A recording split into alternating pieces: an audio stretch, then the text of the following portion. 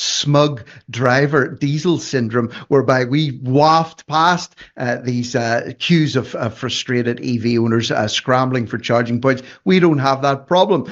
There's one other thing I want to touch on with you just before we wrap this up at 22.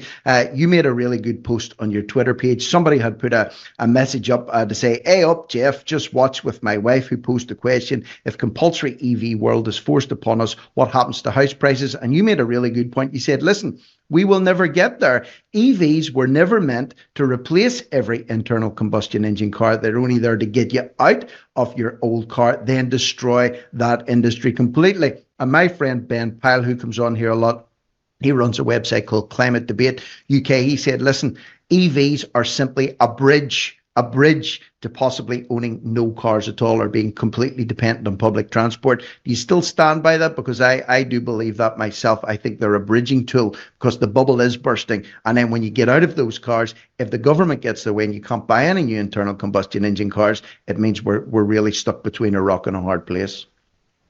Yeah, 100%. And you've only got to look at what's going on with the EV market. So, they're struggling to sell new. They're absolutely hardly selling at all secondhand. But now you've got a real shift in the media. So whereas for the last few years, the media's been very much pro-EV, we're now starting to see the media go for electric vehicles. We're seeing government legislation and taxation go for electric vehicles. So electric vehicles in the UK now, they're going to have to pay road tax. So all of the incentives and all of the great things in inverted commas, about EVs that got people into them in the first place, the rug is now starting to be pulled from underneath them. And with that, because the car manufacturers are so heavily invested in EV technology, well, what happens next? Well, when you've thrown all your money and put all your eggs in one basket, where does it really leave you? So these manufacturers at the moment, they're really struggling. They can't sell these EVs. They're being heavily discounted. I saw one this morning. It's a Peugeot I think it's the E208. They're 30 grand. You can now pick one up brand new for less